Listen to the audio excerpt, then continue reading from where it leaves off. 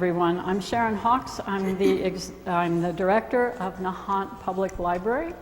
Thank you for coming here today to a forum with experts on what we called Ick a Tick. And I know that's kind of a funny title. I hope it caught your attention.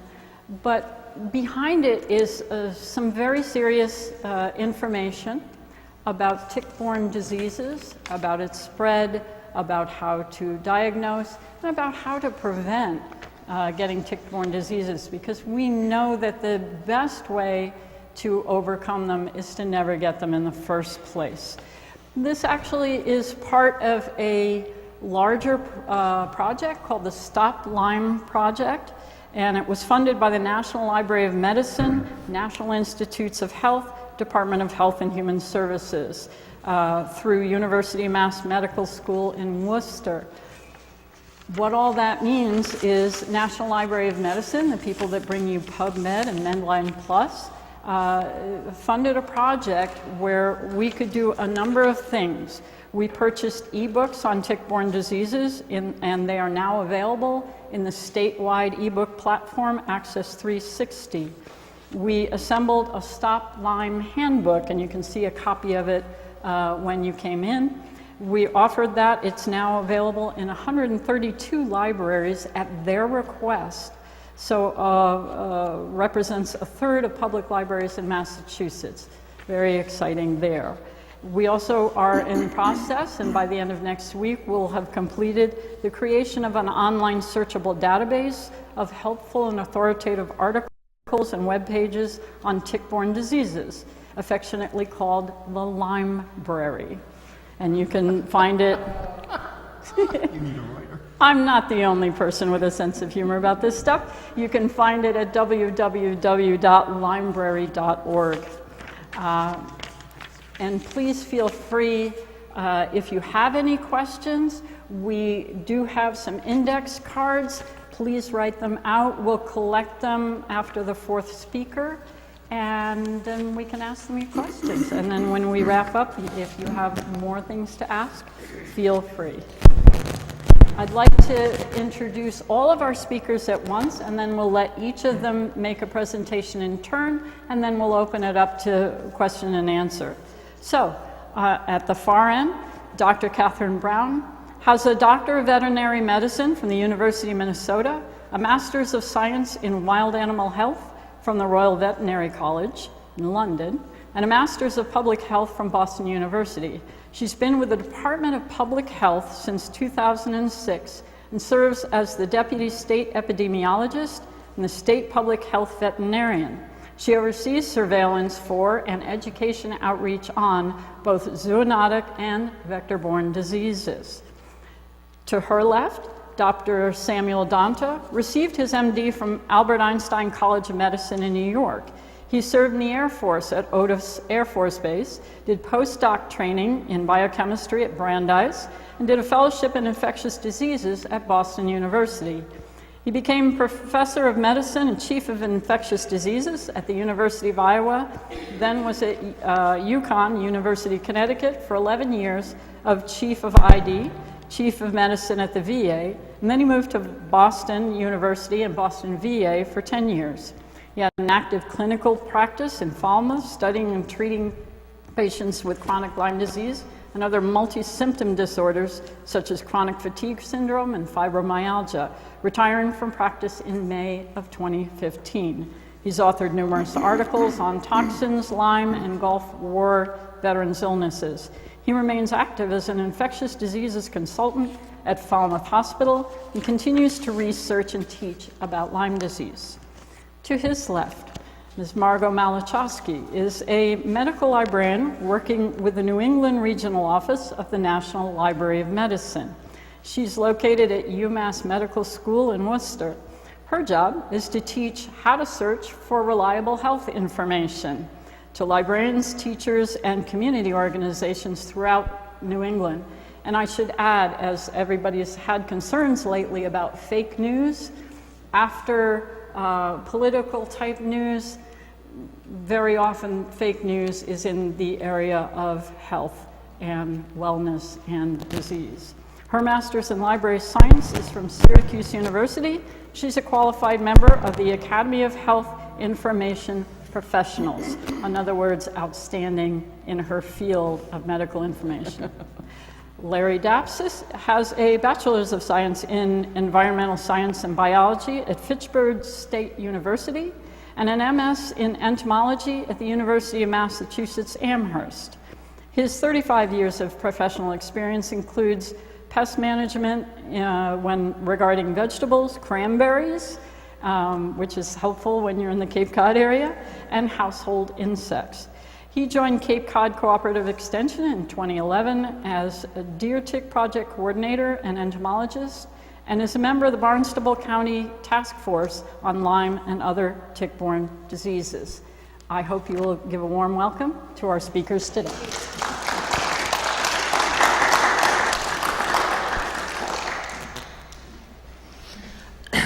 Good afternoon, everyone, and thanks, Sharon, for putting this together. I really appreciate it. As Sharon mentioned, I work with the Department of Public Health, and really from a public health standpoint, the most important role we have when it comes to Lyme and other tick-borne diseases is helping to measure the burden of disease. So, how many people are being impacted by it. And then also to try to help people understand what they can do to help protect themselves. Now that topic sort of overlaps with what Larry's going to talk about later as well. So I'm going to talk a lot about how we try to assess the burden of Lyme and other tick-borne diseases. So what I want to start with is, I think people don't really understand how do I know that? Like, how can I tell you how many people are being impacted by Lyme disease? And the way public health surveillance works is that there are a number of diseases that are considered to be reportable, meaning that they are important enough that information about them needs to be shared with the health department, and your physician and the laboratories that do lab testing are the ones that help provide that information.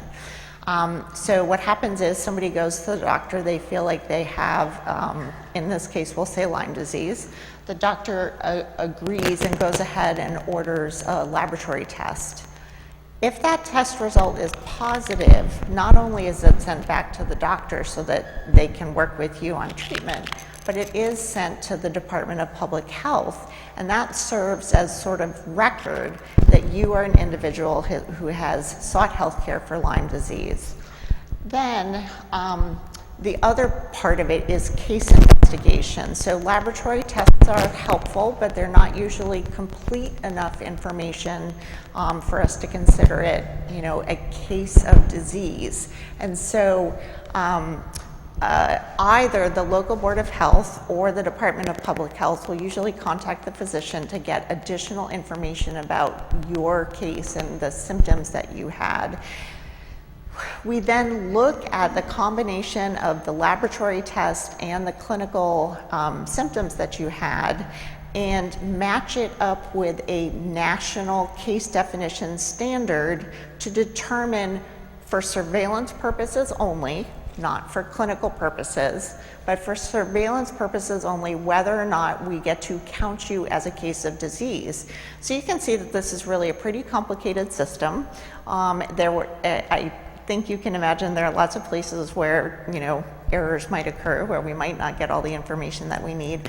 And because it's subject to a national definition, it also means that it's fairly restrictive and that we don't capture all the cases of disease that are really occurring. And I'm making a point of that, and you'll see why in just a few minutes. So using that system that I just told you about, this is what we have recorded since 1997.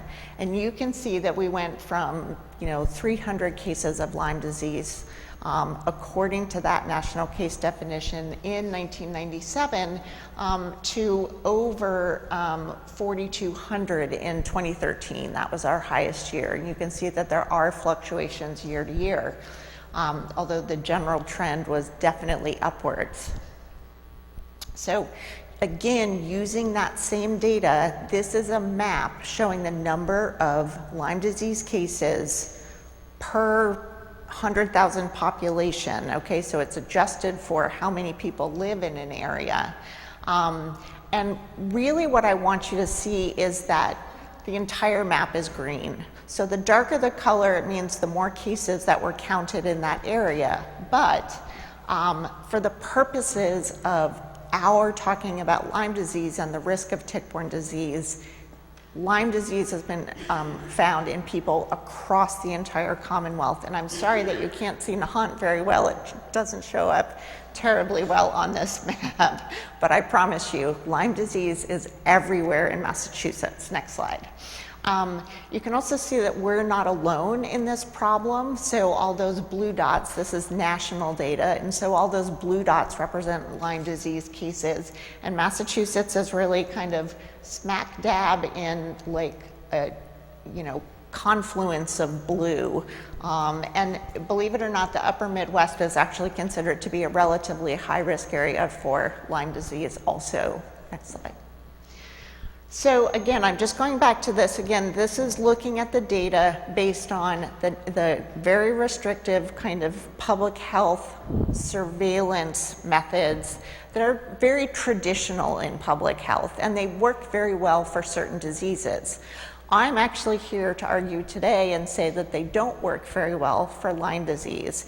There is data, published data, that comes from the Centers for Disease Control as well as multiple different states that suggests that Lyme disease is so underreported, meaning the department gets a lot of cases of Lyme disease are never reported to a state health department, and they are underreported by a factor of perhaps 10, meaning that for every single one of those cases that I'm actually able to count and attribute as a case, there may be 9 more.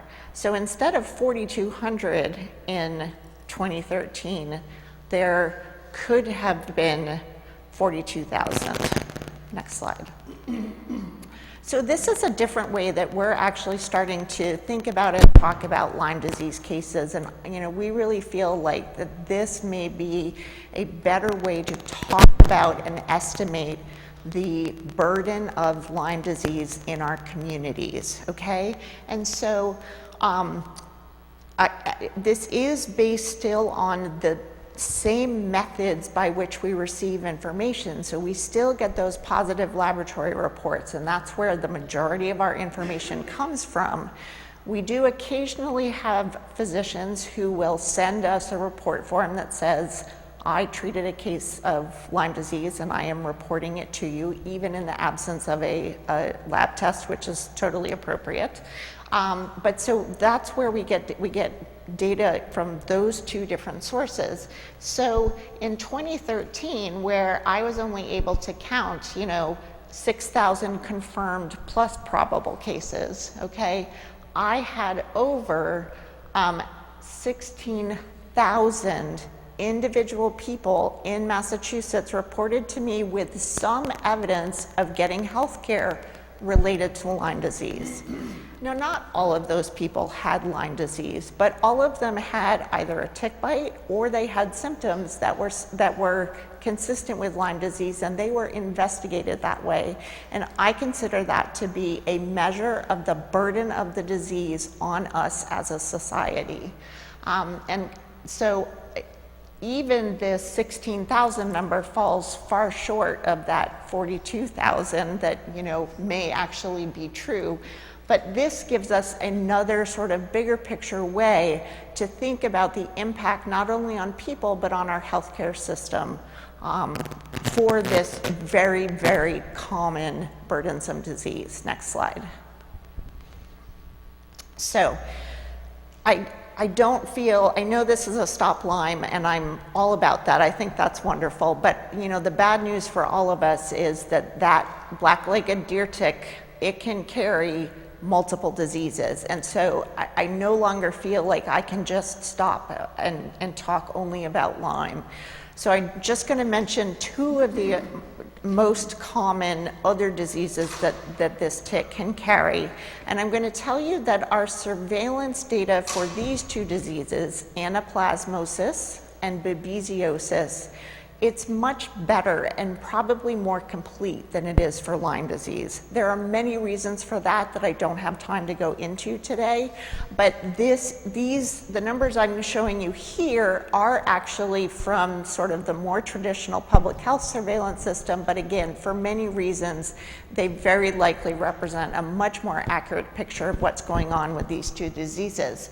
Unfortunately, they tell the same story as the Lyme disease graph that I showed you earlier, which, although shifted a little bit later in time. And you can see that starting in 2006, the number of cases of both babesiosis and anaplasmosis have risen dramatically. So in 2016, we had over 800 confirmed and probable cases of anaplasmosis.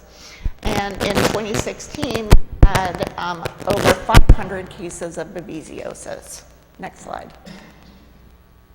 So these are maps that are similar to the Lyme disease map, but these are for the two diseases, babesiosis and anaplasmosis, that I've just talked about. You can see that geographically they are not distributed across the entire Commonwealth at this point.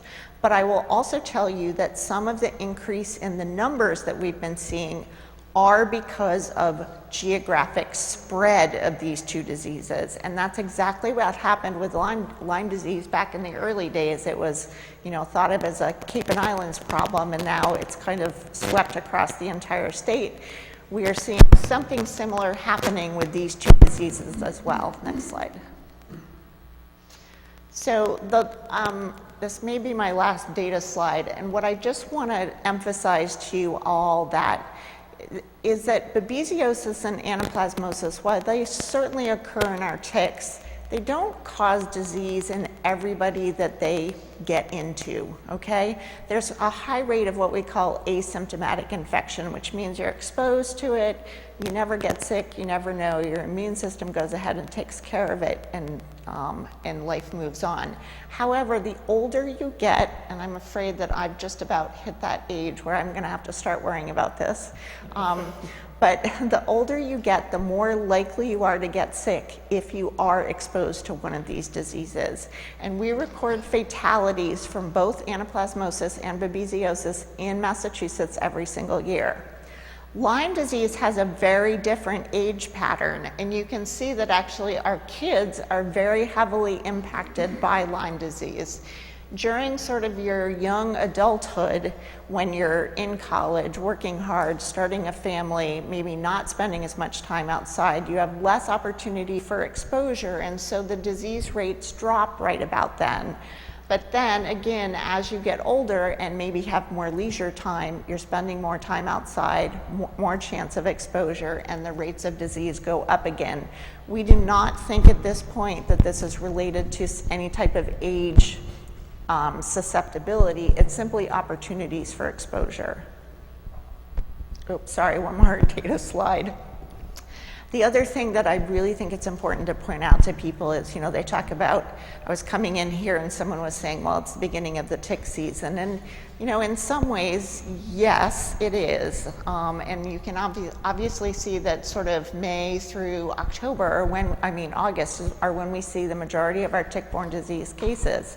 But I want you to look and see that for Lyme disease in particular, there are cases with symptom onset every single month of the year, and that's because of this nasty tick and how often it can be active unless it's buried under 6 feet of snow, which, as I hear, nobody wants, but unless it's buried under that 6 feet of snow or is super, super cold, the adult tick can be out and active and looking for food. Next. Just going to mention that unfortunately there are more diseases we need to think about. So Powassan virus, also known as deer tick virus, they're two very closely related diseases. This is the only virus that we know of that's carried by this same tick that can cause a problem. It's closely related to West Nile virus, although that's spread by mosquitoes, this is spread by ticks. Just like West Nile virus, in most people we think it probably does not cause disease, but in a few individuals it will end up, the virus gets into the central nervous system and can cause swelling of the brain, encephalitis, and can be fatal. Next slide. So in Massachusetts, we're up to about 13 confirmed cases.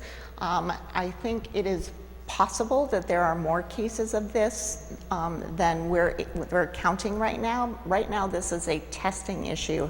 There's not a lot of testing available for this disease, and so it's possible that there are cases that go unrecognized.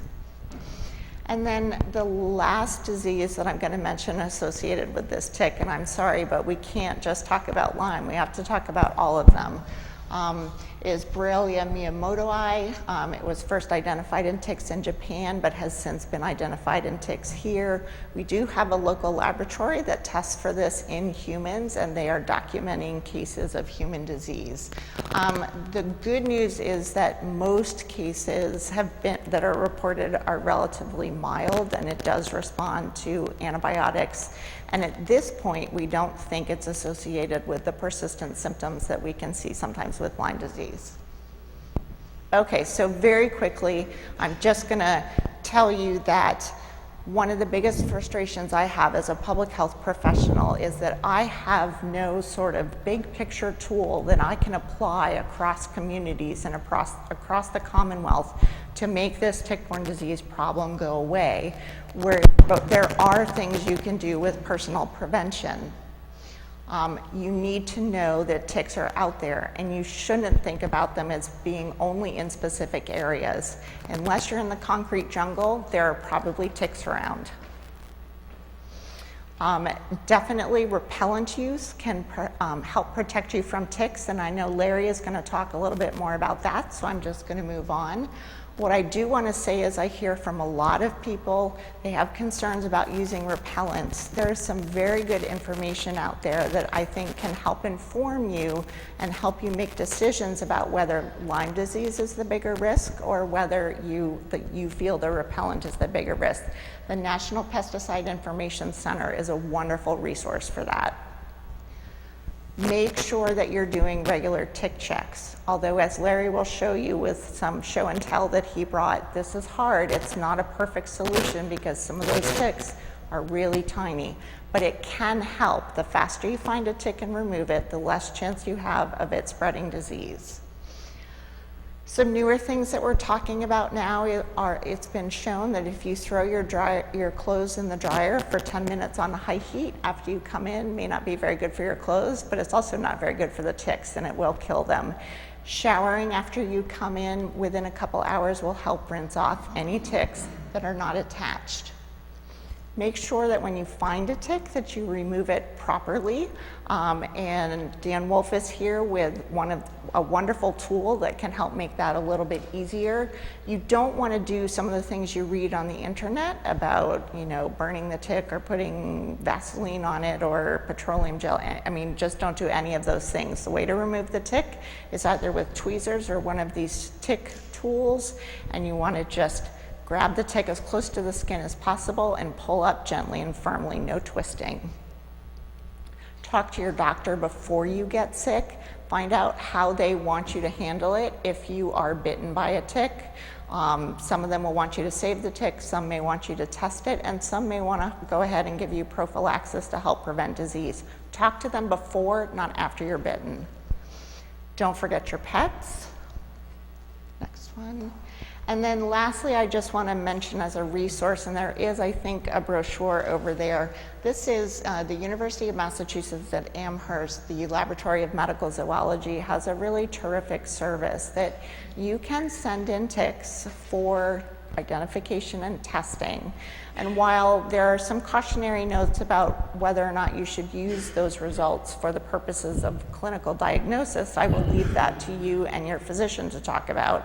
But what is really special about the work that is being done here is that the information is being posted publicly online. And so we're getting good information about what kinds of ticks we have in Massachusetts and what percentage of them are infected.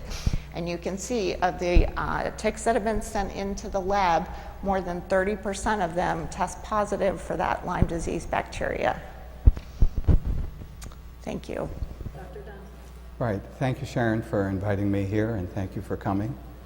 I've titled this Issues in the Diagnosis and Treatment of Lyme Disease, and Sharon had asked me to try and focus on what's happening and what might be new in these various areas. And we could actually title this What We Know and Don't Know About Lyme Disease as well, emphasizing the don't know about it. I'm going to discuss both diagnostic and therapeutic issues and what we know and don't know about it. And under the diagnostic, I'm going to review a few things about what we know about the clinical aspects, the laboratory aspects, and are there any other adjunctive studies, imaging, that might be helpful. On the clinical, the spectrum of Lyme disease has been described as initially early and then later disease, and then it's been revised as early disseminated, and then late disease.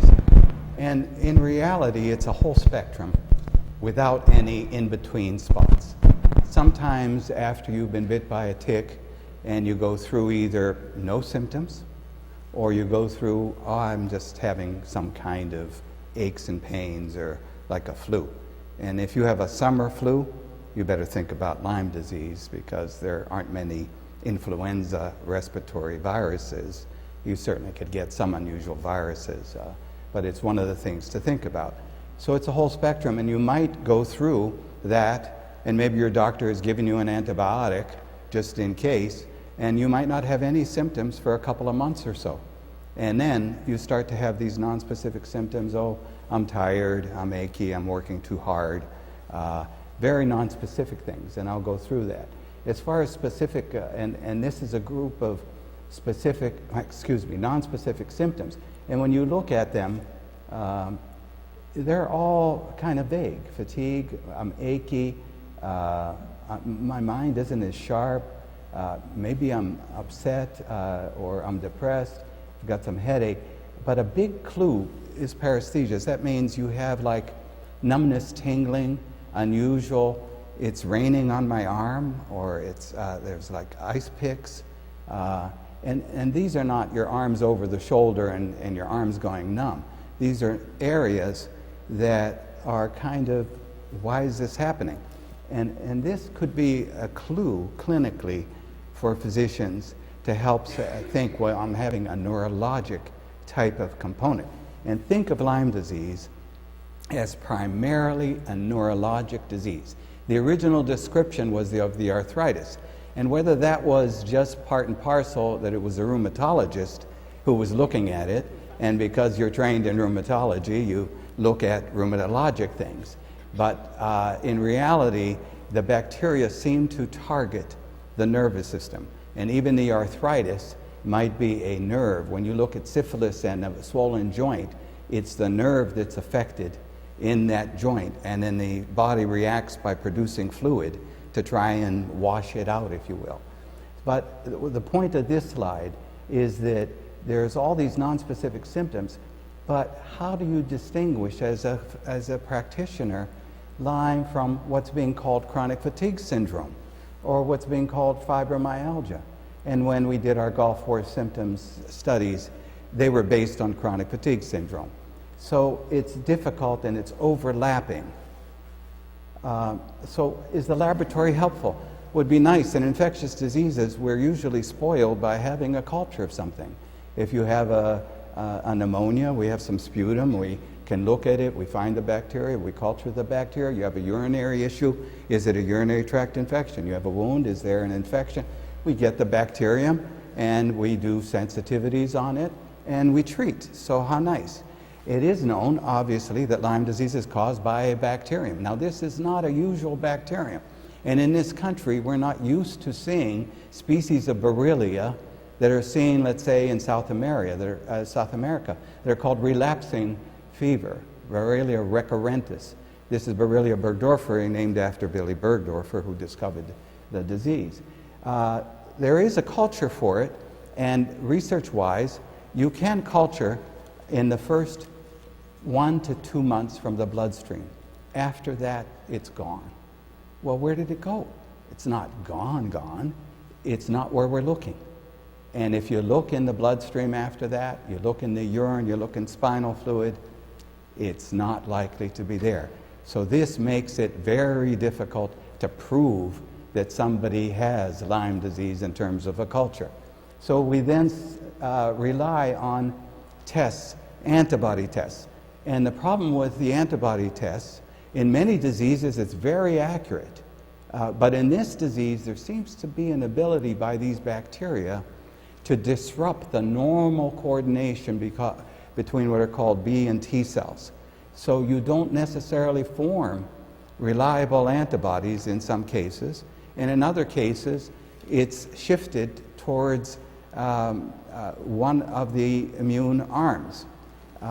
And what has happened, though, is in lieu of any other testing, it was developed that you do a screening test, and there are newer tests called C6, which is dependent upon a particular specific component of the Borrelia bacteria that are not contained in any other organism. And so when you see a positive C6 test, that means you've been exposed to Lyme. But none of these tests, including the more detailed Western blots, this is a technique, it wasn't developed in the West, it was just called that, and there are components that are looked at, IgM, which are the first antibodies to come up during an infection, and then the IgG antibodies come up later, and traditionally you have an IgM response to begin with, and then as you convert the disease, you get an IgG response. But these have not been that reliable. And there is a conundrum here too, because some of the thinking of the IgM is if it's very helpful in early disease, if it's positive, this shows some reactions.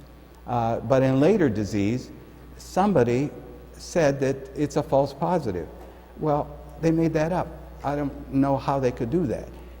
And it just shows you the difficulty. So we really need more specific direct detection tests. These are indirect tests, and so they're of some value when they're positive, but when they're negative, you cannot exclude Lyme disease.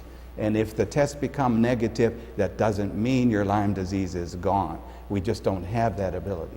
The DNA testing was hopefully going to be positive. It's positive in very early disease in some cases, but it's not positive. So does that mean you don't have the disease? I don't think so. I think it means we're not seeing where the bacteria really is. In spinal fluid, sometimes people still say, oh, if you have Lyme disease and it's affecting your brain, we'll do spinal fluid, we'll find it. Wishful thinking. It's less than 5% positive. MRI of the brains are done in people who have cognitive difficulties. And then SPECT scans were done for a period of time. They haven't been being done, and I'm a little disappointed in that because it's one of the objective tools you have. It's not totally specific, but as I'll show you in a second. PET scans are now being investigated as a possibility. With our studies, what we found that MRI of the brains of people who have continuing, now I'm going to focus primarily on people who are continuing to have symptoms. They were positive only in about 15%. Positive, what I mean, you have these UBOs, unidentified bright objects, these increased T2 signals as they're called. But these are seen in multiple sclerosis and maybe in some cases of aging, but not necessarily. So they're not there a lot of the time. But SPECT scans, when we did the studies, these are blood flow. It's like you have a bone scan and you're injected with a radioactive substance. This is a radioactive substance, and they follow the blood flow in the brain.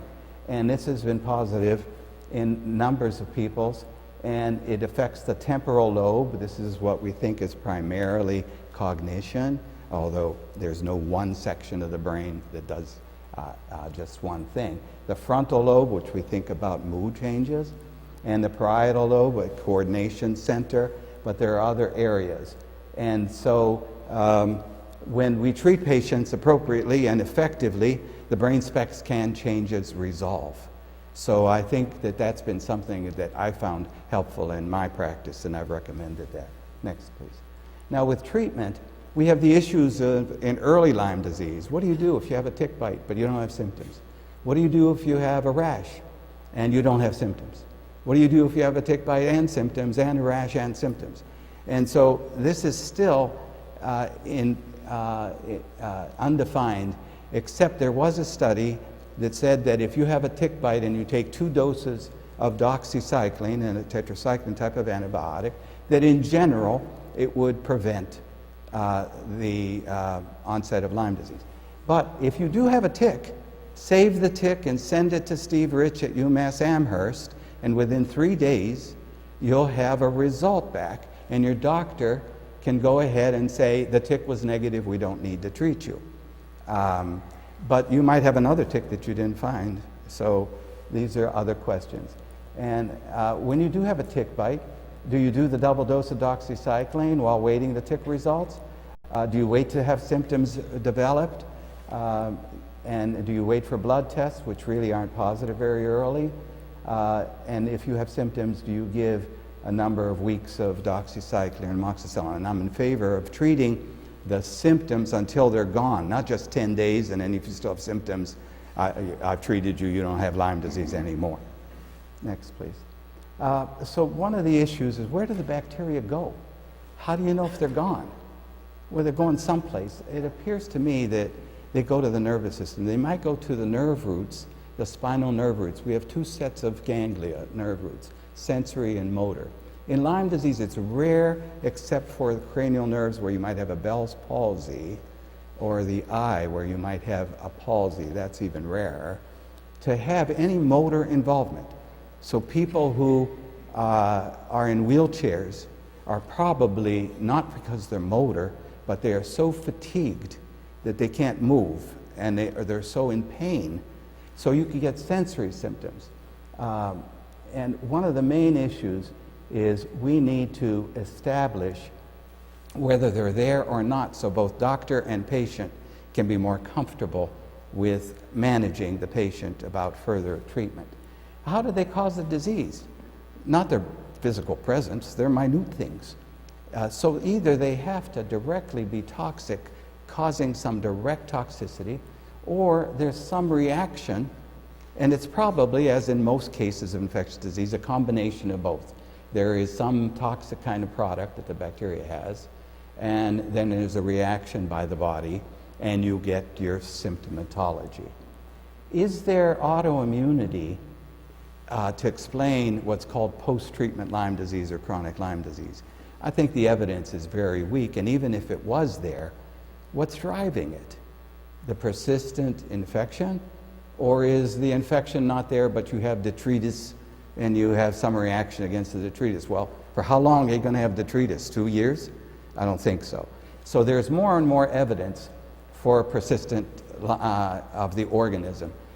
In Cornell in the 80s, there was some nice dog studies with beagles where they infected them, treated them, and they used DNA analysis. In those cases, it worked very nicely that showed that it came back.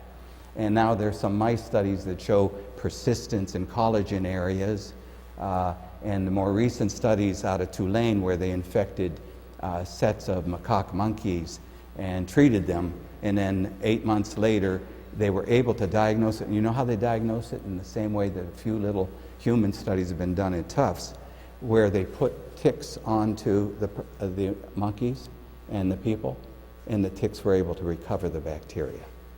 And so this is, I think, exciting information. It's probably not a clinical tool right now that I have ticks to put on you to see if you have Lyme disease. So let's go through for time considerations. I just want to talk a little bit about the persistence. How do the bacteria persist? And there is recent information that there is a system in many bacteria. This hasn't actually been shown for the Lyme bacteria, but a number of strep E. coli staph, where they have a system inside their cells. They don't get truly resistant to the organism, but they're able to take the hit, or to decrease the impact of the hit, or to go dormant until the antibiotic goes away. And then they become more active if certain interventions, stresses, whatever that is biochemically, or intercurrent events. So this is a whole exciting area that I'm pleased to say that there is more and more research that is coming in that area. I think I'm going to conclude here. Keep going here, and we can answer questions later. Keep going. Keep going. Too. There are differences in antibiotics. There's some that are sensitive in the test tube, but getting that antibiotic to the site of activity has always been a part of infectious disease and pharmacology, knowing how the drug gets to where it needs to go. And the same thing with Lyme disease. Some of the early studies used doxycycline, where I learned very early that for continuing infection there isn't enough doxycycline that can get to the tissue. So I used tetracycline, a very old antibiotic, that gets to tissues better, and it works much better than doxycycline. And I hope people are beginning to appreciate that. And then there are interesting other aspects. An antibiotic isn't just an antibiotic because that's what it does, but it has to do special things. In the case of the erythromycin antibiotics, and there are new ones called Zithromax, Biax, and clarithromycin and zithromycin, and they're very effective in the test tube, but you give it to people and it doesn't do anything. What's up with that? And we know that it can get into all kinds of cells and tissues. And it turns out that when you look further at patterns of how bacteria get into cells, they get into certain compartments. And some of the bacteria get into a compartment and they take over that compartment. It's like a kid in your house, and they revise the room, get out, stay out, and these bacteria are able to do the same thing. And they lock themselves in that compartment. So you need to be able to figure out how to get in that compartment or change the activity of it. And that's what's happened with these antibiotics. If we added another agent that changes the pH inside cells, it works. Keep going. And the longer you've been sick with Lyme disease, the less likely you are to be cured or improved. Next. And whether there are hormonal explanations as to why women have a harder time being cured or improved compared to men remains to be seen. And then there are these other treatment issues which we can discuss later.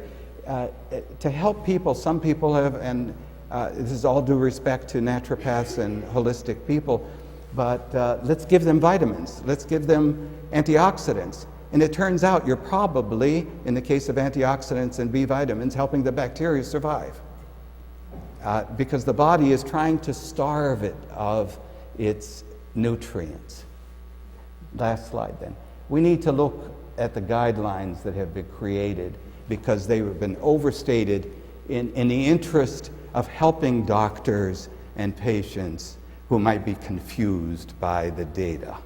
Well, that's a bit condescending in my estimation, and we ought to recognize our limitations of what we know and what we don't know. And we need to be careful about what treatments we give patients because each treatment, including antibiotics, have potential toxicity. But I think if you recognize those, you can deal with it. We need direct detection tests, and I'm happy to say that we're seeing grants now being submitted for direct detection and for better diagnosis so that the doctor and the patient. We need more controlled trials, and we do need vaccines. Thank you. Hi. So as a librarian, I can tell you that there are questions that people will ask librarians that they won't ask their doctors.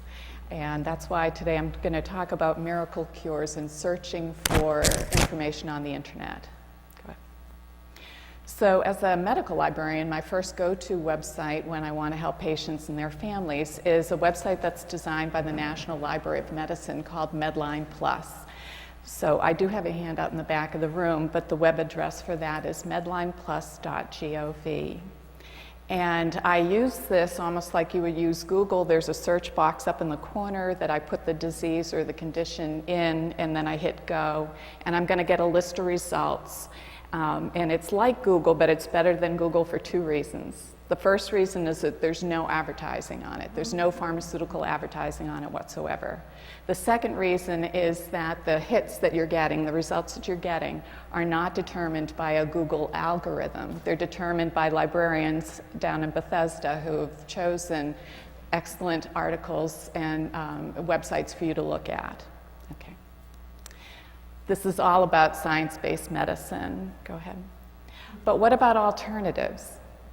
So when I was preparing for this, on Thursday, I was telling my colleagues in Worcester, and they said, "Oh, did you hear about that girl?"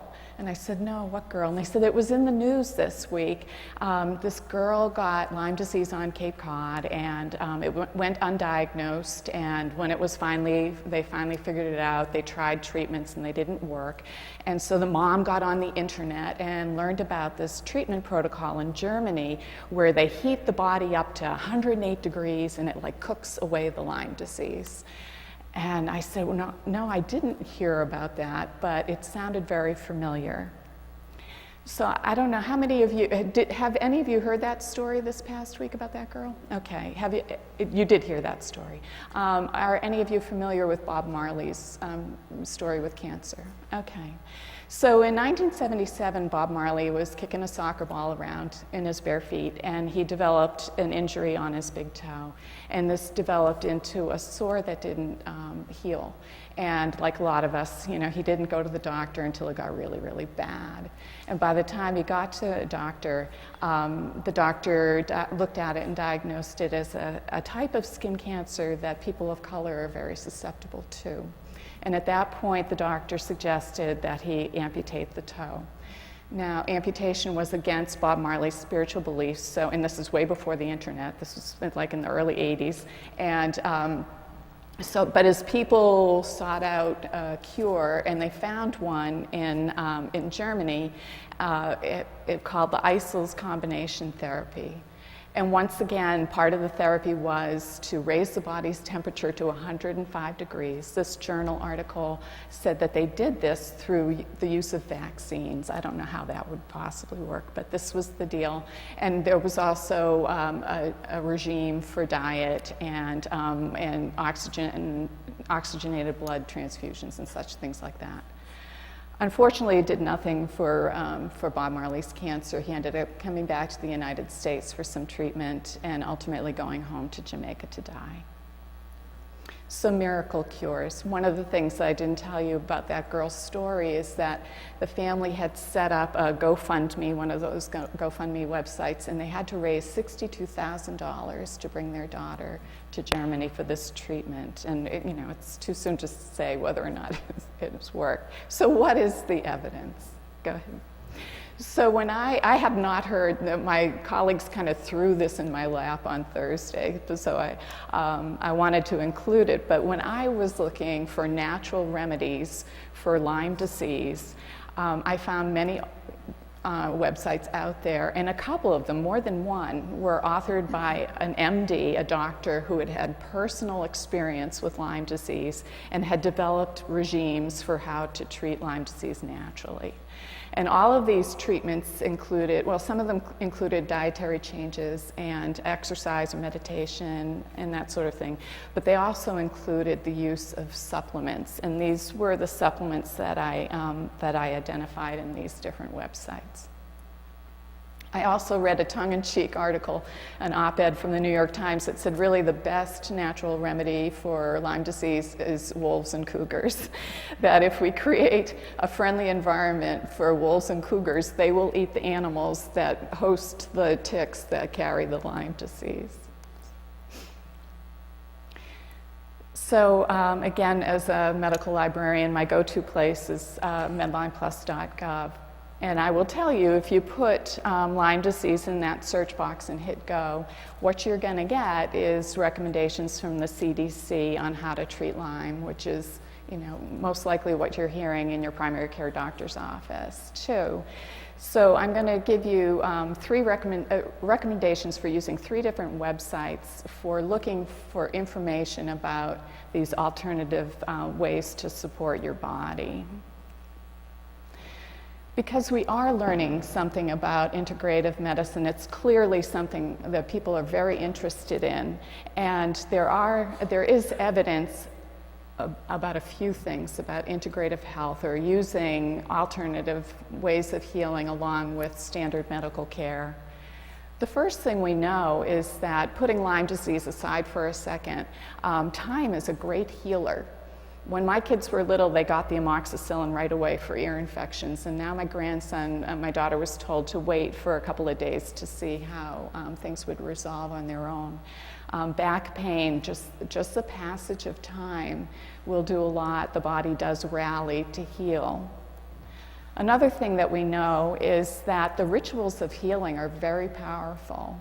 And one of the reasons why alternative medical practitioners or alternative health practitioners get such high marks from their patients is because when you walk into their office, they sit with you for like an hour and listen to your journey. And that really is powerful. Another thing that we know is that chiropractic, massage, and acupuncture are all relatively safe if you're using a qualified practitioner. So if in part of what you're trying to do for yourself or your loved one is to go to a chiropractor or a massage therapist or an acupuncturist, it's not going to hurt. Another thing that I like to mention is that cognitive behavioral therapy or talk therapy has been shown to be an effective adjunct to physical treatments no matter what you're dealing with. If it's an illness, an injury, or trauma, having an opportunity to talk to a therapist or participate in peer-to-peer group support is helpful. Okay. But please, before you try herbs, vitamins, and supplements, please learn about the potential dangerous or hazardous or troublesome interactions that might happen with other drugs that you might be taking. Maybe you have high blood pressure, maybe you have asthma, or maybe you take certain herbs or supplements on a regular basis. Please learn about the interactions, and I'll show you 3 websites that you can use. Go back one more second. Talk to your doctor, don't just talk to your librarian, and listen to your body, okay? All right, so we don't have time for this, but I did, on the handout, I included the web link for this talk. This is Ted Kapchak. He's a professor or a researcher at Harvard Medical School, and he studies the power of placebo. And he's been doing a lot of really interesting, this is a TED Talk. I don't know if any of you have watched or listened to those on NPR. This is a really great 17 minutes about his work on placebo and the power of belief. Okay. Another fun little YouTube channel to see science-based videos, and these are usually very short, and the presenters talk really fast, is something called SciShow. And the reason I put this slide up here is because belief really carries a long time, even beyond when evidence has proven otherwise. So how many of you have heard the use of cranberry juice for either preventing or curing urinary tract infections? Well, there's actually absolutely no evidence, and they've studied it, and there's no evidence that it actually works. But the belief is persistent, and you could still maybe go into a doctor's office and still hear that. So again, my go-to place is Medline Plus, but I'm going to tell you, if you just throw, like I said, you throw Lyme disease into that, you're just going to get the CDC recommendations. I'm not saying they're bad, but if you're looking for alternatives, searching on Lyme disease is not the way to go with Medline Plus. You could put the name of one of the supplements into that search box, or you could click on that button that says drugs and supplements. Okay. And so if you click on the drugs and supplements button, you're going to get an A to Z list of supplements. And I went with this supplement, I don't know how to say it. It started with A, it was top on the list. But when you go to Medline Plus to look it up, you're going to find out what it is and what the science says about how it's supposed to work, what we know about the biology of it. And if there's any interactions with any medication you might be taking, or any foods that you eat, or any other herbs or supplements. It's also going to give you, what a standard dose would be. Okay. The second website I want to tell you about is from the National Center for Complementary and Integrative Health. This is part of the NIH. And in this website, so the website address is up at the top there. And for an example, I gave coenzyme Q10 right here, which was one of the supplements that was listed on those websites that I looked at before. And again, by going to the NIH, you're going to learn what do we know about this supplement, what is the effectiveness of it, as far as we know, if there are any warnings, there are safety warnings. And it'll also tell you if there's any current research being done by the NIH on these particular substances that you might be looking up. Okay. The last database that I absolutely love, but it's not freely available online, the first two are. This one's called Natural Medicines, and when I was working at Bay State Health, which is a hospital in Springfield, Massachusetts, our pharmacy department wanted us to purchase this database for their use in the medical library, and I just fell in love with it. And this is an incredible resource if you really want to dig deep and learn about natural medicine. You can get a personal subscription, which is about $13 or $14 a month. You can do it month to month, or you can do it annually if you're really into it. Or you can contact a librarian and we can help you look up the information that you might need. And I'm going to show you why I love it. This is an evidence table for cat's claw, which is an herb that has been used historically for arthritis. And so for the substances that Natural Medicines is looking at, it gives you evidence tables, which at the very top you can see that this one is it was a systematic review published in 2010. It looked at 4 trials, and it did see statistically significant improvement in pain of arthritis. And at the far end, it gives comments of what the studies were about. In this case, they studied men. They gave them a certain amount of this supplement for so many weeks, and these were the results. This is just the top hit of this evidence table. If you scroll all the way down, you would see many more, and then you would also see the citation to the journal articles that they're discussing. Okay, I do want to let you know that the University of Massachusetts is where the Commonwealth's Medical Library is. As taxpayers, you do have access to the library. Unfortunately, because of licensing agreements, we can't make those resources available to you freely online. If you got yourself out to Worcester, you could walk into the library and use them, or you can instead email me or contact the librarians right here. And if you're interested in a particular a supplement or something, we can take a look and get that information to you. Thanks, Sharon. Well, I can't think of a better way to spend a Sunday afternoon than by having a very robust discussion of infectious disease. It certainly works for me. I do this kind of thing all the time. I do this about 50 or 60 times a year. Title of my presentation is Deer Ticks, One Bite Can Change Your Life. Hopefully most of you in this room subscribe to that already today, but hopefully at the end of the time we've had together, you will actually believe this. No, I didn't advance the slide yet. It's the secret signal, okay? All right, way ahead of me. Sharon, I think it'd be great if someone asked me, Larry, how did we get into this fix? I mean, anybody at all. That is a very astute question, which I want to delve on right now. There's some interesting ecological reasons for doing this, talking about this. So how we got here? Well, if you look at when this country was settled hundreds of years ago, one of the first things we did was we clear-cut all the forests to make homes and create farmland. And then we had forest regrowth, and people in the cities began eventually moving out into the suburbs. And what we've done is we've actually fractured the forest, and that's had a huge impact on why we're in the fix we are today. Come on, you gotta play along. Yes, keep up. So if you look at land use management patterns, this is West Falmouth. And this shows West Falmouth back in 1951 compared to 2009.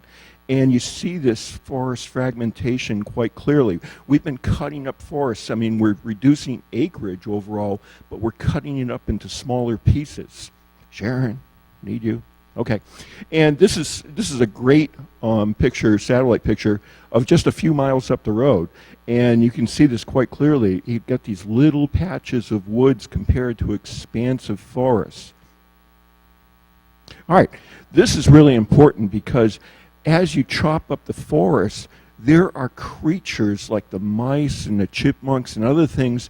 They basically thrive in these conditions. They actually really love it because they can do their business and expand their populations. And the important thing about the rodents here is that these are the primary reservoir hosts for the Lyme disease bacteria. So the mice, the chipmunks, the squirrels, and things like that, they harbor the Lyme disease bacteria, and so it's like microbial ping pong. They have the ability to transmit that infection or the pathogen back into the tick population. Top tier predators. Yeah.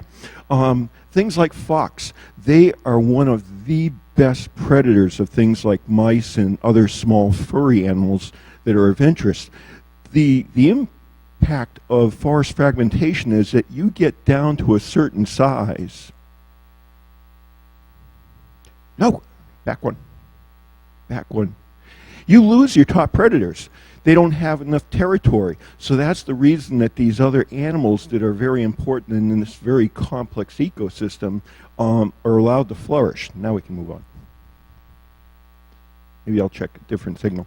So, interesting thing, if you expand the ecological landscape, the mice, the ticks, and acorns, they are all related. Acorns, why the heck is that important to us? Well, acorns are the primary fuel that drives this whole ecosystem. And that's one of the reasons I love being an ecologist so much, because a basic tenet of ecology is that everything is connected. You can't tug on one thing without impacting possibly a cascade of events.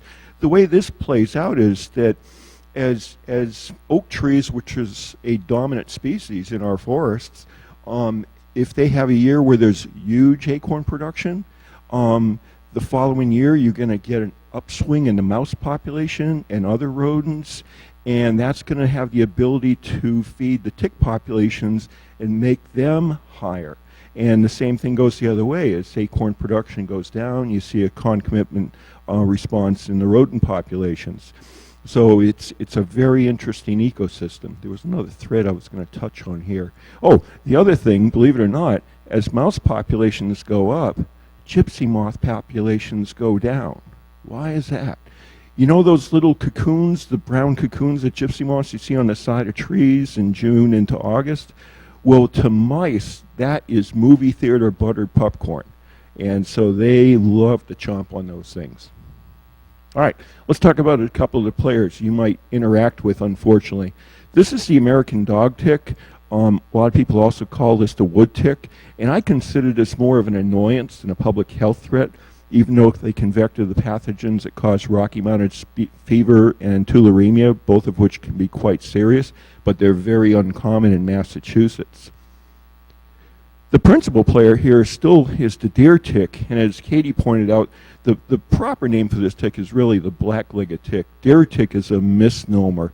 This thing has been documented to feed on 125 different vertebrate hosts. So this is a very complex ecosystem, a lot of moving parts. All right, winters. I get this question every spring from the media and a lot of other people. Larry, we had a horrible winter. What did that do to the tick populations? And my pat answer, without even having to think about it, is absolutely nothing. It had nothing, no impact on the tick populations. People associate a hard freeze with mosquito season being done, and it is, but not so with ticks. And harsh winters is a relative term here.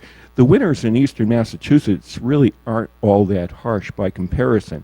When I was at Ocean Spray Cranberries, I spent 24 years traveling to Wisconsin, where I went by the name Misha, okay? Wisconsin has real winters. 25 below zero for extended periods of time is not that unusual, and deer ticks are just happy, happy, happy. And Wisconsin is quite endemic for Lyme disease. And there's an interesting reason for this. Ticks synthesize a chemical called glycerol. Well, what the heck is glycerol? It's antifreeze, okay? They are very, very good little chemists. And the purpose of the glycerols, it prevents ice crystal formation in cells, okay? And what they also discovered, I'm going to try not to blind you with this laser, Katie. What they discovered is that Lyme disease bacteria also feeds on the glycerol as a source of energy for itself. So this is one perfectly engineered little package. All right. Protect yourself. Phase 1. We have a 3-phase plan we talk about. Protect yourself, protect your yard, and protect your pet. So we're going to cover the first 2, and pet protection we can talk about offline. My business, Sam, cover your ears right now. My business is to take business away from doctors and hospitals, okay? I am in the family protection business, all right? And I take that seriously. So here's an average family on Cape Cod, okay? This is obviously Woods Hole, okay? And they need protection from tick-borne diseases as well as from themselves. Okay, the risk, as Katie pointed out, the risk of infection is year-round. In fact, Katie, it's almost like we talked about these presentations together so that we wouldn't really overlap, but we would complement. Boy, just go figure. And so the risk of infection is year-round, but the greatest risk of infection is not from the adult stage ticks. Those are the ones that are active from the fall through the spring. There's still a few of them out there right now before the nymph stage come out. But that's a larger stage of the tick, and you're more likely to detect that bite, even though on average we find that 50% of that stage carries the bug that causes Lyme disease. The greatest risk of Lyme disease is really from that nymph stage tick. They're active from May, but they're probably going to be out a little bit earlier this year based on the winter, and they'll be with us until early August.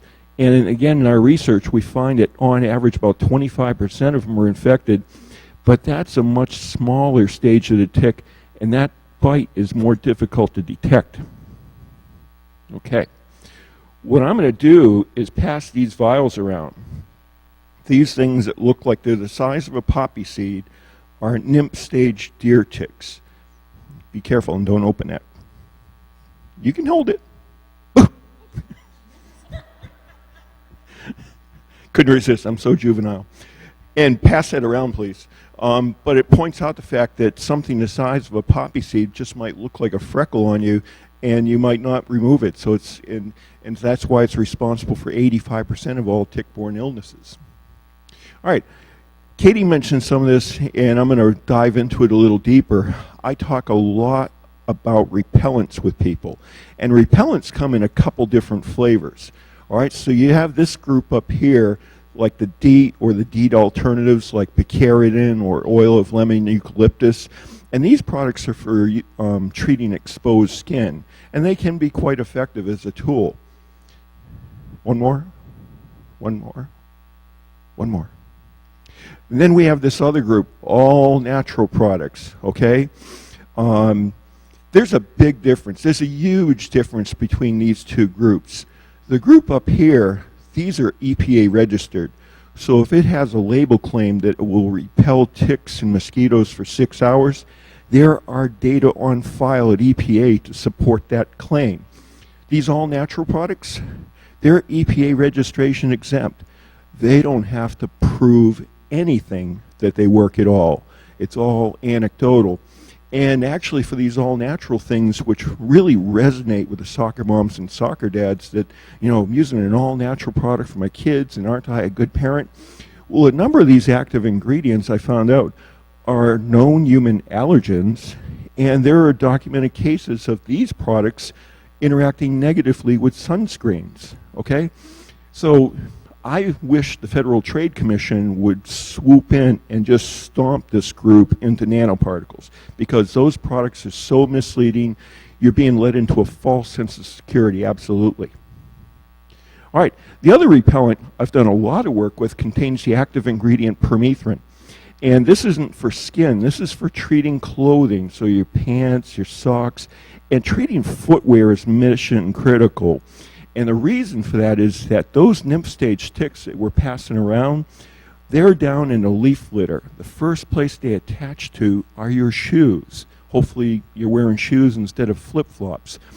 And what I found is that it's not only repellent, but if you put a tick on a permethrin-treated fabric surface for 60 seconds and then put it on a clean surface, on average that tick is dead in 9.5 minutes. So it is a real attitude adjuster. In my experience, this is the most effective tool in the box, hands down. I wear this year-round, and since I've been doing this for the last 6 years, I've not got a single tick bite, and I have no need to use Dan Wolf's little product. The biggest problem on the Cape was finding it. So if you knew about it, the only place on the Cape you could get it was Eastern Mountain Sports. So I spent time with all the garden centers on the Cape convincing them to stock this product. And so I meet with the store managers and I say, you got the product? Are you moving it? And it is flying off the shelf. The word's getting out there. Funny thing, after one workshop, a woman called me and she said, Larry, I want to just tell you I bought a whole case of permethrin, which is like $130. And as she's talking, I was thinking to myself, this lady really drank the Kool-Aid, so to speak. And then she told me she was 83 years old and was going to use them as stocking stuffers for her adult children because she loved them. And I thought that was such a sweet, sweet story. This particular product, after you apply it, it'll keep its activity through 6 washings. That's because permethrin's really not that water soluble. The other way you can do this, you gotta pay attention, you gotta be fast. You can buy pre-treated clothing with permethrin from Insect Shield. You can find insect repellent clothing under other brands like Orvis and Bean and REI, but Insect Shield's in the private label business, so if you bought it from Bean, it all came from Insect Shield. They've got a process where they really stick this to the fabric. It will keep its activity through 70 washings, basically the life of the garment. And it's a good product. I've used it in the field. The first time I bought a pair of khakis, I went wandering into the brush, watching the ticks attached to me, and they're climbing. And I'm kind of laughing because I think I know what's going to happen. And after about 30 or 40 seconds, they're just lifting their legs alternately, like they're getting a hot foot. And after about another 30 or 40 seconds, they dropped off. It was like a tick water slide. It was a lot of fun. The other way you can skin this cat is you can send your clothing to Insect Shield. They will treat it, send it back to you with the same 70 washings claim, and if for another $3, they'll embroider Insect Shield in the waistband, and you can make your own tick protection fashion statement. How slick is that? All right, this is the elephant in the room slide, because when I'm doing these, soccer moms and soccer dads look at me like I am absolutely insane. They're saying, Larry, you're telling me to put my kids in clothing treated with a synthetic chemical pesticide. And I nod my head because I refer them back to a slide Katie showed. Kids age 5 to 9 have the highest incidence rate of Lyme in the Commonwealth. So whatever we've been doing up to this point is not working. We have to do a better job, absolutely hands down, protecting our kids. So what I do is I'll spend time walking people in off the window ledge about permethrin toxicity. We'll go through the whole profile. It's over 2,000 times more toxic to a tick than a person. That's because people are big, ticks are little, it doesn't take a whole lot. We're using a low concentration product, basically 0.5%. EPA established a position that reasonable certainty that permethrin treated clothing poses no harm to infants, children, pregnant women, and they've extended this to nursing mothers.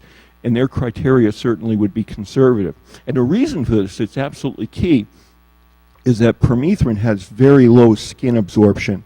There are other classes of insecticides where once it touches your skin, It's mainlined into your bloodstream, but not so with the pyrethroids like permethrin. And whatever small amounts absorbed is actually metabolized very quickly. They discovered that the metabolites show up in your urine just a couple hours later. National Academy of Sciences, that is not a lightweight group by any stretch.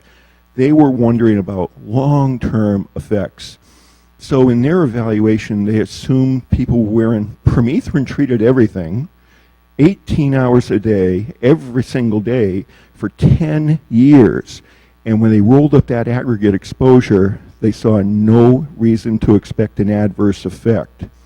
And the last thing I point out is permethrin is the active ingredient that you would use to treat an infant for scabies mite or a kid for head lice. So the way I talk about this to people is that when I look at what I think is a relatively low risk cup for permethrin exposure, and I weigh that against the consequences of one of these tick-borne diseases, hands down, it's easy math for me. The question is about the product. It's actually a synthetic chemical, permethrin.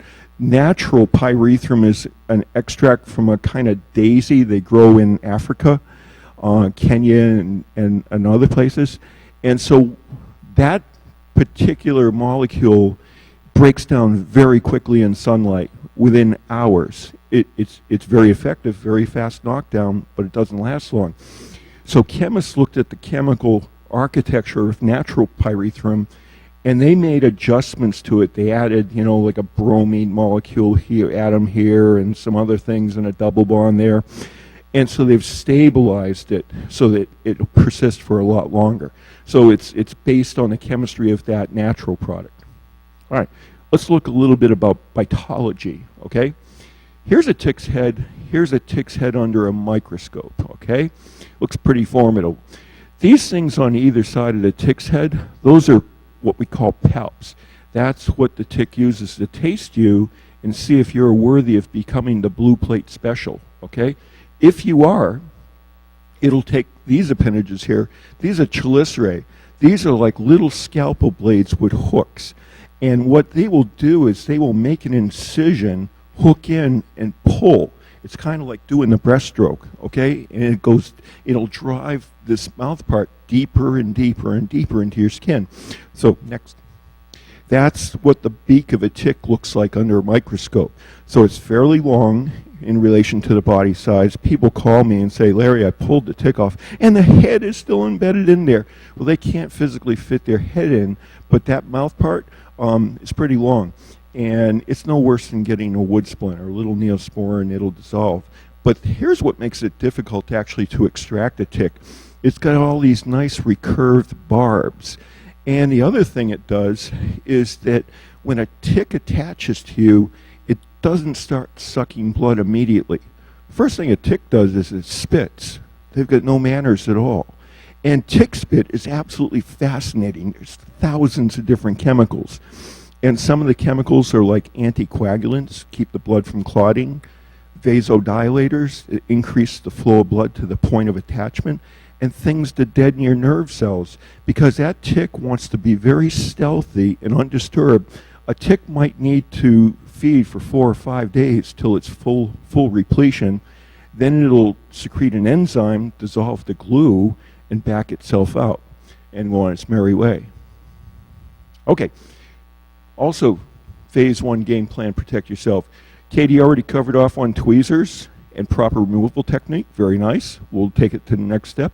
Record the date. That's important. If you knew you get a tick bite, record the date, because some of these diseases don't show up, quickly. It may take some time before. So if you know when you were bitten, then you're not feeling good, now it's time to have a conversation with your doctor. I ask people if they save the tick. Invariably no, except for a few people that kind of tape them to an index card on their refrigerator, kind of like a little tick mortuary, a lovely sight. What do you think most people do with their ticks? Survey says the flush, number one answer. But I've also had a few people tell me, Larry, I just put that little thing in the microwave for a few seconds till it popped. So some people take a very big form of revenge on these. As Katie alluded to, There is a reason for saving the tick that you can get that tick tested at the University of Massachusetts. You go to tickreport.com, there's an online submission process, and they guarantee that you'll get those results in 3 business days. Sharon. Okay, here's an example of a tick report, okay? And so this is a 3-year-old boy in Norwell, had a tick attached to his head, and Sharon, if we look, 2 clicks. One more, yeah.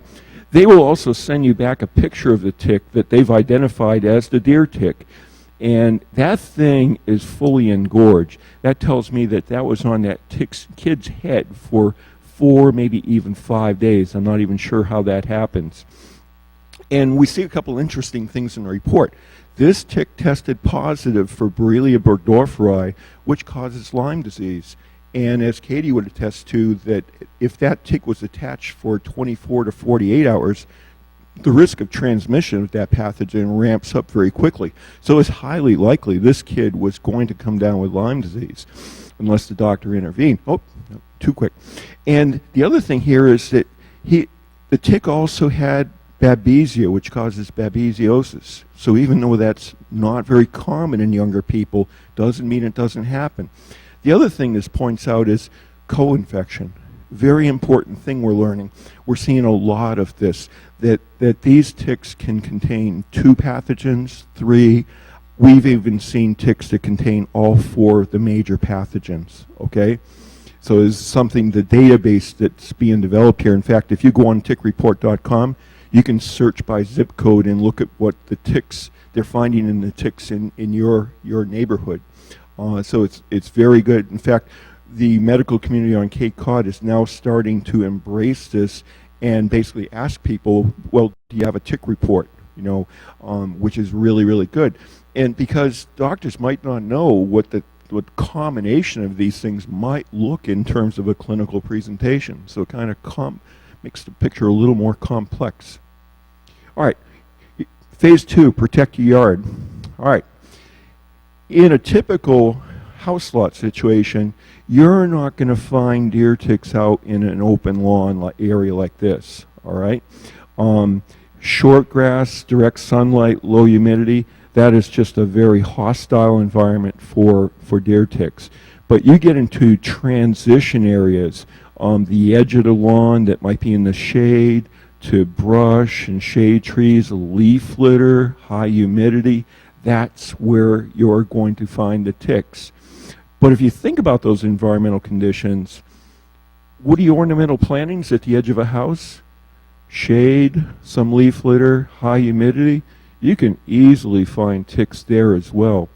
As a 2-phase action plan, I'm a big fan of perimeter yard sprays, okay? And there are products, and we were chatting, who's the gentleman from the pest control company in the back? Yeah, we were comparing notes earlier about he does this as a service, and we're seeing a ramp up in businesses. In fact, I'm being brought in to train workers from some of these companies to make sure they're doing it the right way.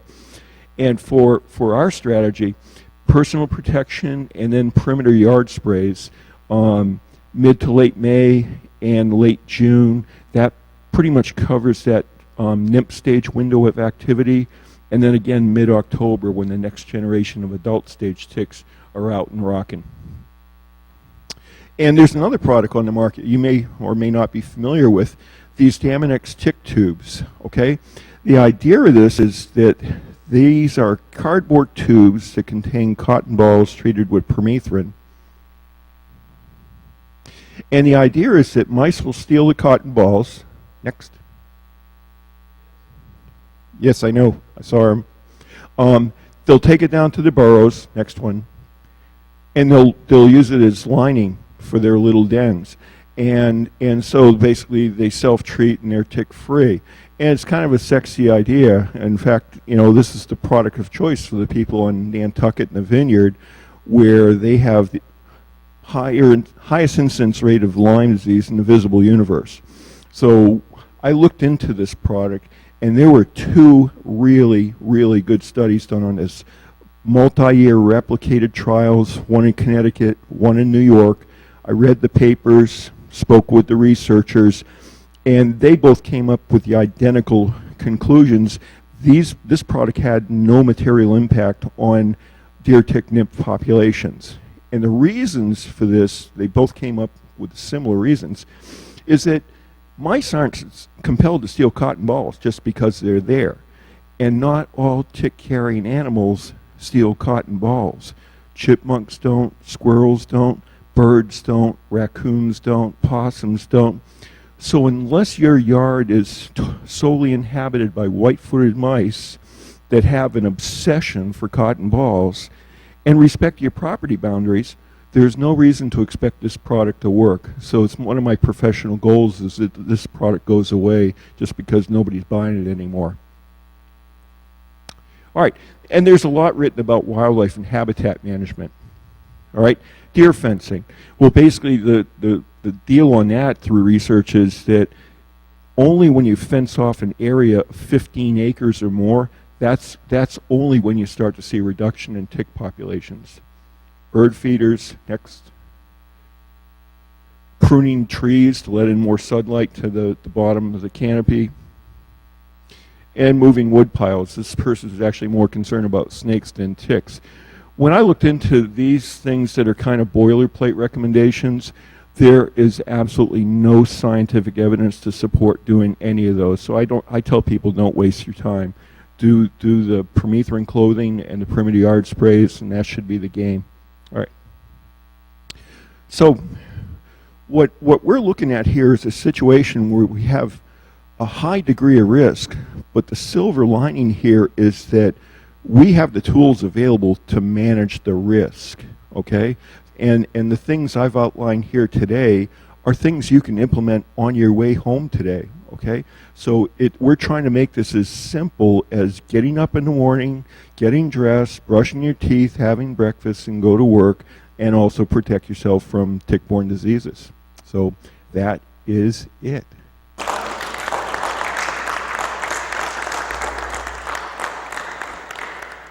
We do have some very intelligent questions, so I want to pass them by you. This first one, how prevalent are disease-borne ticks in Nahant? And so it can come to you, or certainly throw it to John, if need be. When I looked at the database for tickreport.com, there have been no ticks submitted from Nahant. But the neighboring towns, Beverly, I think, and Lynn, there were a number of ticks on record. And what I saw there that for Lyme, about 40% of them were infected with it. There was a lesser percentage, about 10% with anaplasma, and less than that with Babesia, and we didn't see any Miyamotoi. So it's representative, I think, of what we see on Cape Cod. So it's nothing, you don't have, it does vary even on the Cape. There are areas that I've done surveillance that have very low tick densities year on year and very low rates of tick infection, and other areas where huge tick populations, and the places are just scary based on the testing data we've seen.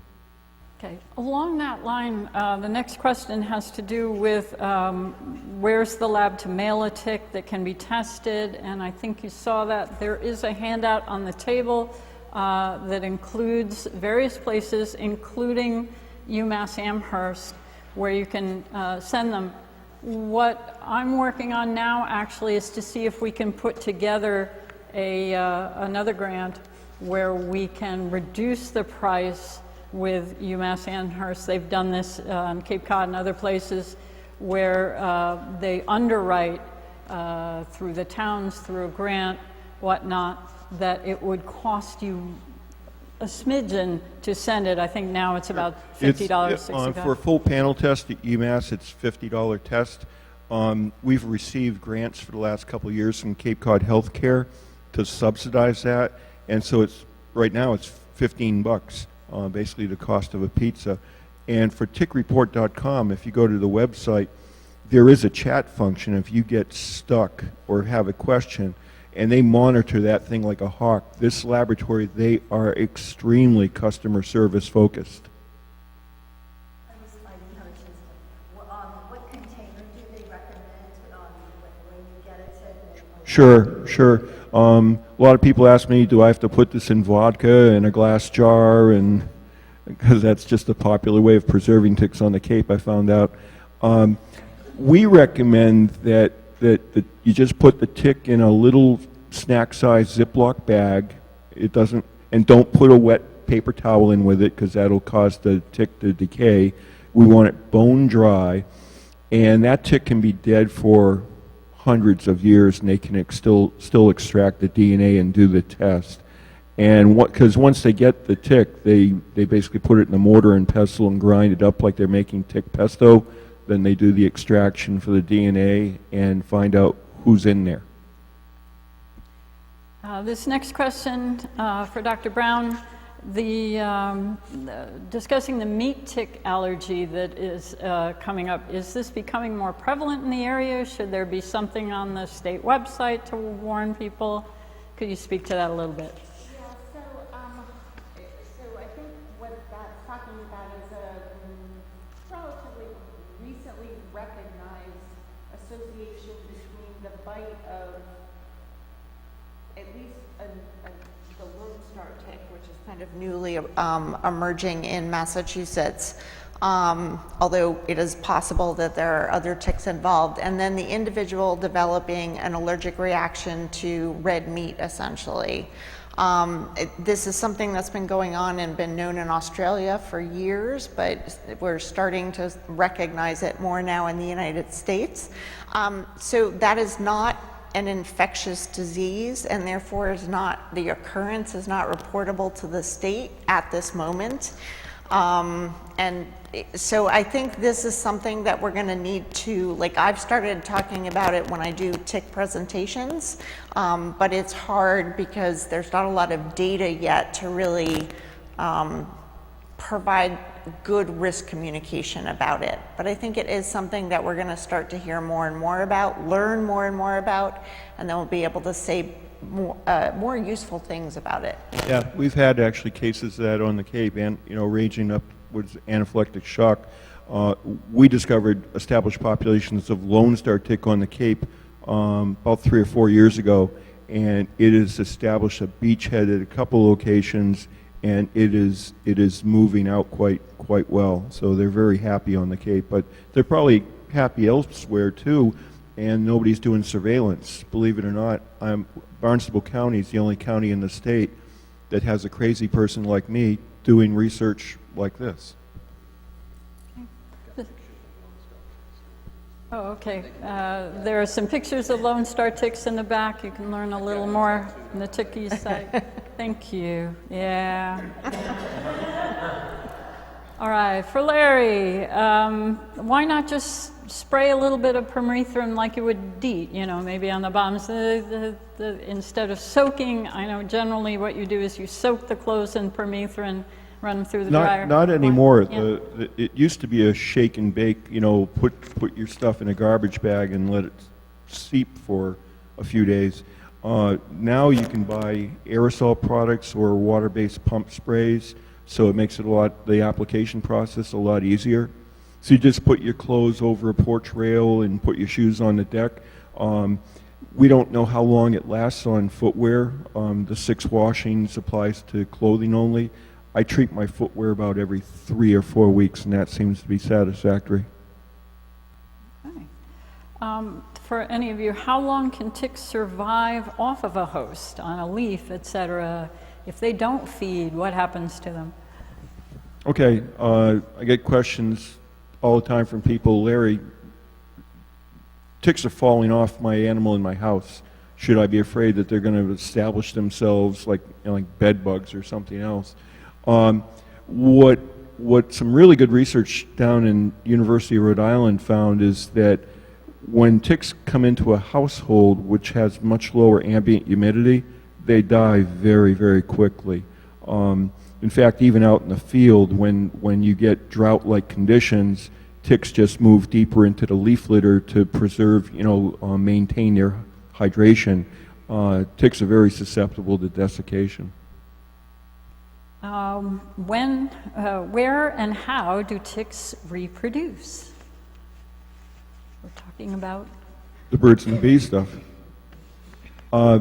Adult stage ticks will attach to a host, both the males and the females, and while the males don't feed, when they're on a host like a deer or a raccoon, it's kind of like a singles bar. You just might find a friend.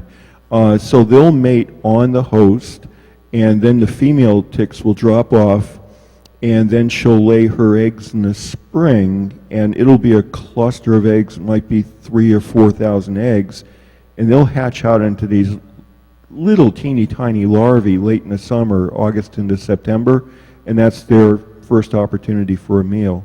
So yeah, the mating occurs on one of the hosts. Thank you. How long is a tick testable for Lyme disease or other tick-borne diseases after it's dead? So they pull We just one off, covered that. stuck You can in- just, Sam and I have talked about this. The Iceman, that was the mummified remains of a poor hiker in the Italian Alps. And with today's medical technology, they actually did an autopsy on the guy, so to speak. And one of the things they discovered in his body tissues, I think it was the bone tissue, right, Sam? They found the pathogen that causes Lyme disease, and that was 3,500 years old. The Lyme disease bacteria isn't something that started in Lyme, New York, and just radiated outward. It's been on this planet for millions of years, so it's a re-emergent disease. All right. Would you talk, we thought this question might come up, would you talk a little bit about the danger of mosquito-borne disease? We've had some positive tests here for West Nile. So, Mosquitoes. Larry, are you going to let me talk about mosquitoes? So, Maybe.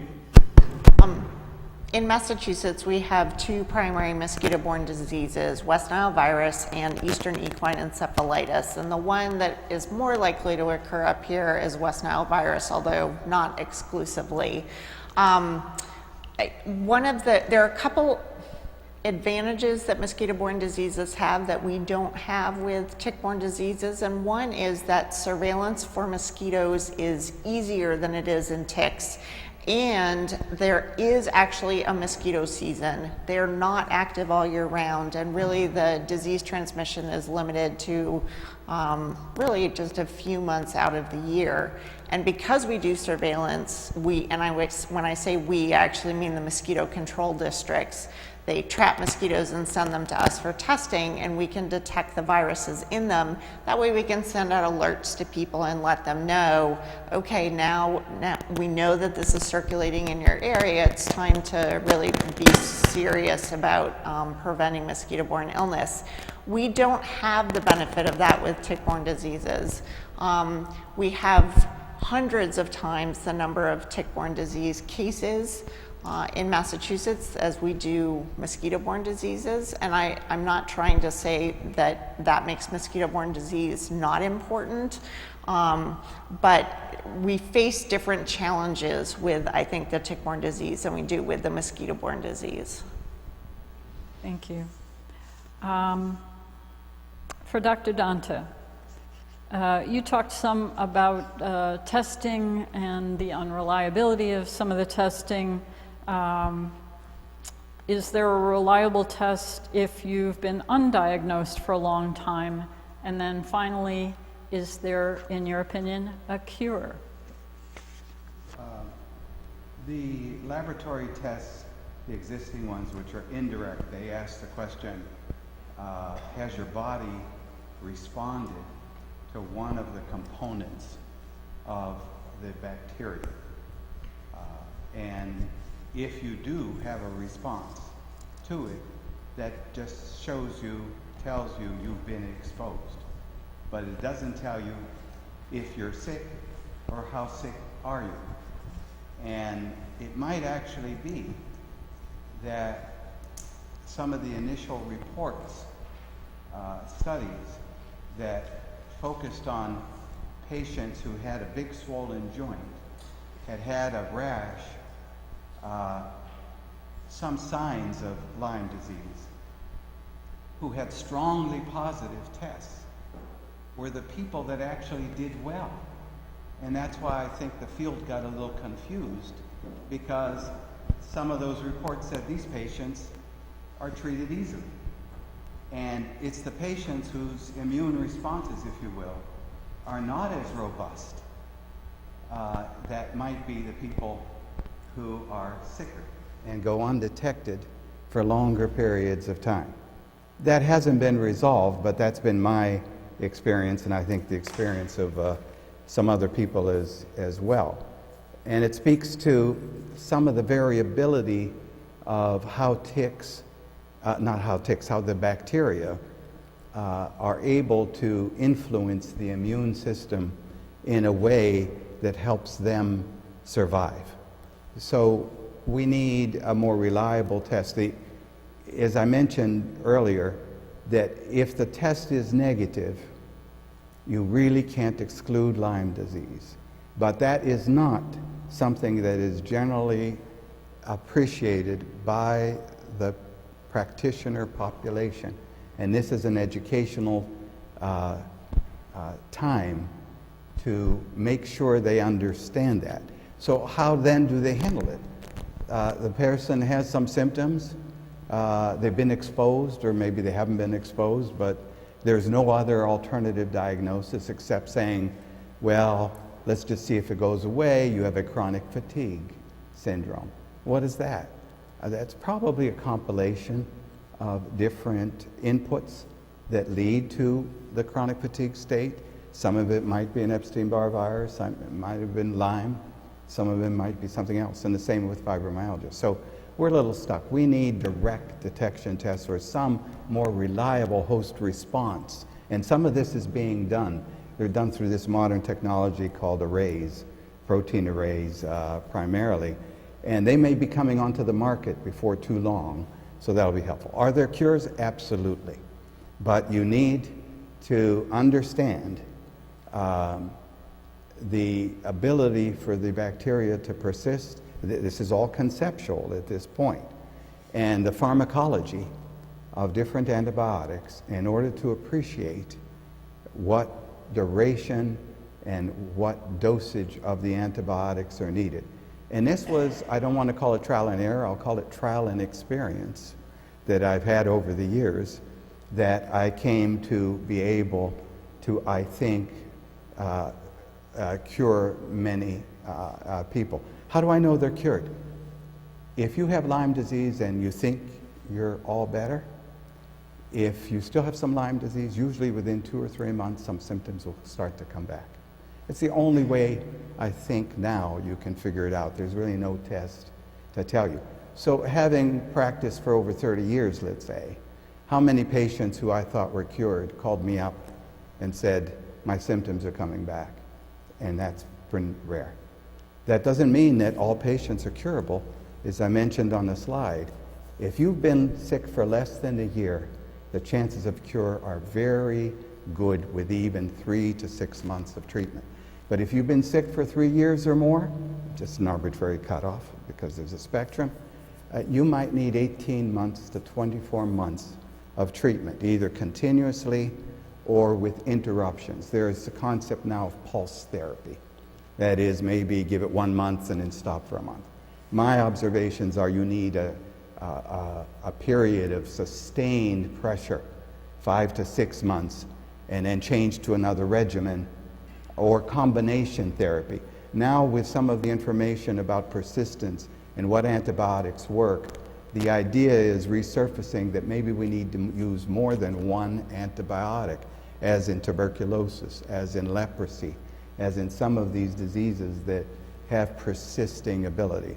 So those trials need to be conducted, but they're going to be difficult to conduct. How do you conduct a study over a 1 to 2 year period of time? And what kind of data can you collect from patients who sometimes go through periods of feeling better and then they feel worse? So you need an overall period of time. Sorry for the long answer. No, I really appreciate that. So if we could summarize all of this, Tick-borne illness seems to be very complex. Year on year, we're learning more, and we're uncovering other co-infections, other things besides Lyme that reside in the tick. Important, certainly, to rest on stronger, stable science at the same time that we're talking to people who are on the forefront of treating many, many patients for this. They have a lot of experience. So instead of asking someone you've never met on Facebook, maybe you want to speak to your physician and to trusted resources. But in all of this, the best medicine we can do is to prevent getting ill in the first place. So I hope you've come away today with some ideas that you can incorporate into your own lives to keep you tick-free. Thank you very much, and thank you to our speakers today.